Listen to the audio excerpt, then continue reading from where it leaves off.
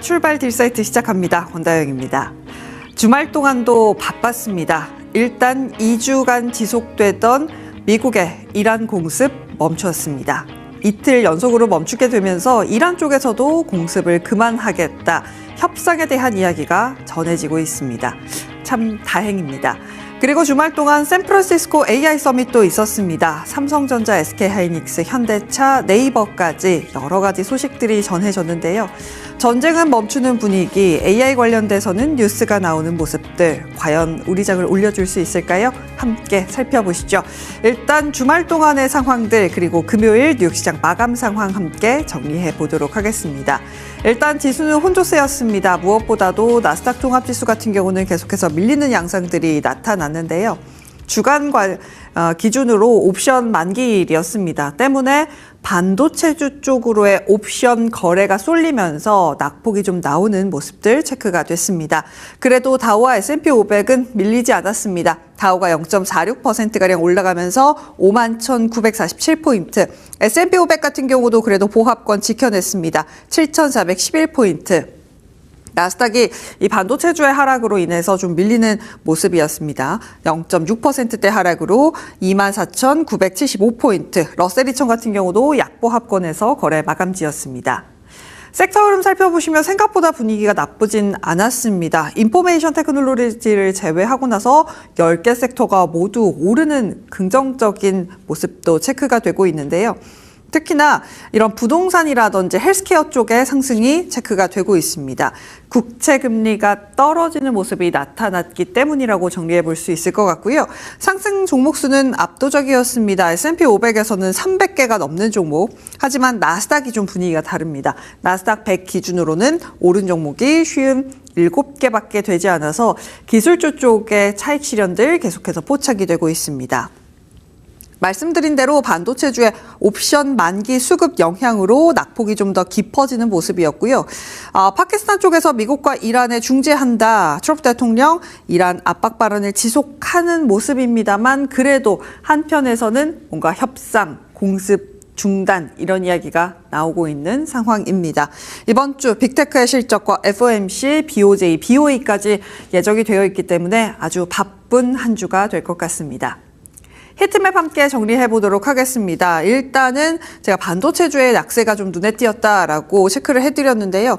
SK하이닉스 ADR물이 8%까지 좀 낙폭을 키웠고요. 마이크론도 6%대 약세. 인텔이 실적 발표하고 나서 애프터장에서도 올랐었는데 어닝콜 하고 나서 7%까지 낙폭을 키우면서 AMD와 ARM까지 CPU 관련된 종목들을 함께 끌어내리는 모습입니다.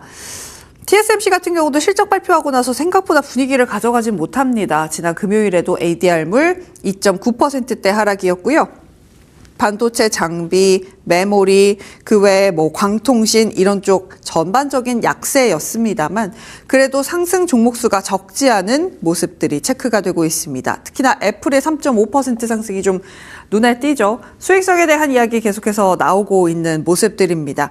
스페이스X가 또 빠집니다. 2.6%대 하락을 보여주고 있어서 좀 아쉽기는 한데요. 모르겠습니다. 과연 스페이스X 다음 주면 실적 발표하는데 실적 발표 이후에 이 락업 물량이 나왔을 때 또 어떤 반응이 펼쳐질지도 함께 봐야 할 것 같습니다. 일단 뉴스들 함께 챙겨보도록 하겠습니다. 이란과 미국, 파키스탄에 중재가 있다라는 보도가 전해지기 시작했습니다. 여기에 중국도 껴있는 거 아니야? 이런 이야기도 함께 나오고 있거든요. 중국 외교부장이 이란 외무장관에게 양해각서, 이 미국과의 MOU 체결을 했죠. 이 MOU를 이행하라고 촉구했다라는 소식이 로이터를 통해서 들어오고 있습니다. 이제 9월이 되면 시진핑 주석의 미국 방문이 예정되어 있죠. 그 전까지 과연 어떤 모습을 보여주게 될지 함께 좀 봐야 될 것 같고요. 말씀드린 대로 2주 만에 처음으로 이란에 대한 공습을 안 했습니다. 그래서 임시 휴전 협정으로의 복귀를 희망하고 있다라는 보도들 함께 나오고 있고요. 이란이 선박 운항 규제를 완화하면서 호르무즈 해협의 선박 통행을 감독하도록 하는 절충안을 논의 중이라고 합니다. 어떤 내용이 더 논의가 될지는 좀 봐야겠습니다만 어쨌든 공습이 멈췄다. 이 지점을 기억해 보시면 좋을 것 같습니다. 그래서 일단 금요일 날 마감했던 유가 같은 경우도 어느 정도 빠지는 모습이 나타났습니다. 브렌트유가 3%대 약세로 89달러 수준으로 지난주에 거래 마쳤고요. 브렌트유 같은 경우도 96달러 수준에서 마쳤습니다. WTI 이번 주 거래 같은 경우도 하락으로 출발합니다. 84달러까지 내려가면서 지난주보다 5달러 떨어지면서 꽤나 빠지면서 출발을 하고 있거든요. 이게 좀 안정이 될지 봐야 될 것 같습니다. 지금 85달러 수준이라고 했는데 제가 손으로 가리키고 있는 이 부근이거든요. 한 달 전과 비교하면 꽤나 이것도 낮지 않은 수준이기 때문에 점차 안정을 더 찾아갈 수 있을지 함께 지켜보셔야 될 것 같습니다. 중동 분쟁이 앞으로 3개월 더 지속이 되면 브렌트유 100달러 넘어갈 거다라고 하는 분석들도 있는 만큼 함께 살펴보도록 하겠습니다. 그런 가운데 유가가 이렇게 안정을 찾게 되면서 국채금리 같은 경우도 내려가기는 합니다. 하지만 아직도 높은 수준이라는 것은 계속해서 눈에 걸립니다.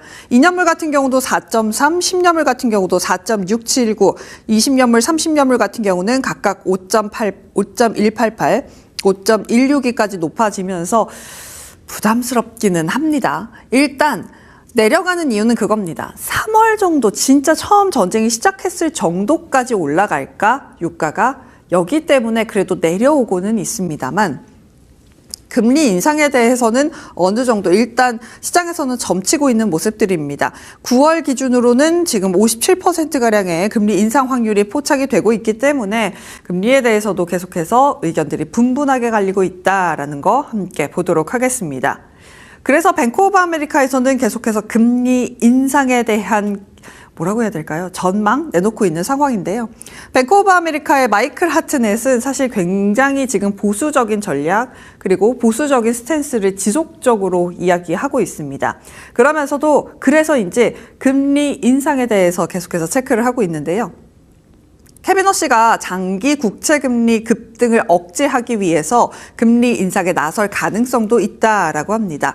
30년물 국제 실질금리입니다. 실질금리가 3%까지 상승하면서 2008년 금융위기 이후에 최고치를 기록했다라고 합니다. 이 장기물 수익률 곡선을 안정화시키기 위해서 오히려 먼저 나 올릴 거야 하면서 올려버릴 수도 있다라고 마이클 하트넷은 분석을 하고 있고요. 그래서 방어주, 장기 듀레이션 자산으로 비중 옮기고 은행 기술 산업주 회피해라라고 합니다. 금 사라, 금 4,000달러에서 지지 잘 되고 있다라고 지속적으로 이야기하고 있는 뱅크 오브 아메리카 합니다. 근데 또 일각에선 조금 다른 이야기도 나오고 있거든요. 골드만삭스에서는 인플레이션에 대해서 그러면 미국 연준이 금리를 올렸을 때 어떤 효과가 있을까 이런 분석을 좀 내놨습니다. 현재 미국 국채 그리고 금융시장에서 논의되는 금리 인상은 수요 과열을 완화하기 위한 전형적인 명분이 부재한 상황이다라는 겁니다. 금리 올린다고 수요 부재가 되냐 이거고요. 핵심 물가 상승은 수요 요인이 아니라 관세, 중동 분쟁, AI 관련 착시 효과 같은 건데 공급 측면에서의 문제인데 이걸 금리를 올려서 수요를 묶는다고 해서 금리가 내려가고 물가가 안정될 수 있겠느냐라고 분석을 하고 있습니다. 금리 인상을 통해서 자원 활용도를 낮춤으로써 물가를 잡는 정석적 채널은 있긴 하다. 그래, 금리 올리고 그럼 고용 떨어지고 그럼 물가 떨어지겠지. 이게 있기는 한데 공급 쇼크의 물가 상승 영향력은 매우 큰 반면 이런 자원 활용도, 고용을 낮춤으로써 물가 하락 효과는 생각보다 제한적일 것이다 라고 이야기를 하고 있습니다. 지금 유가 공급이, 그러니까 기름 공급이 안 돼서 물가가 오르는데 이걸 금리 올린다고 해서 해결될 거야? 이런 식의 이야기를 계속해서 하고 있다라고 보시면 될 것 같습니다. 다음 장 계속해서 볼까요? 공급발 지금 인플레이션에 대한 미국 연준의 금리 인상 효과가 계속해서 보고 있는 상황인데요. 만약에 실업률이 1%포인트 증가하면 PCE 기준으로는 15에서 20bp, CPI 기준으로는 30에서 35bp의 물가 하락 효과가 있는데 요거 떨어져서 되겠어? 라고 이야기를 합니다. 그래서 결론. 시장에서 기대하는 제한적인 수준의 추가 금리 인상은 현재 공급 쇼크로 인한 물가 상승을 억제하는데 실질적인 도움을 주지 못한다. 금리 올려봐야 소용이 없다라고 이야기를 하고 있습니다. 모르겠습니다. 지금까지는 캐비너 씨가 큰 힌트를 주지 않으면서 어느 정도 동결하는 분위기로 갈 거다라는 분석들이 지배적인데요. 진짜 이 말대로 금리를 올린다고 해서 원유의 공급이 원활하게 되지 않는 만큼 금리를 크게 건드릴 가능성에 대해서는 아직까지는 크게 보고 있지는 않다. 이 지점 함께 보도록 하겠습니다.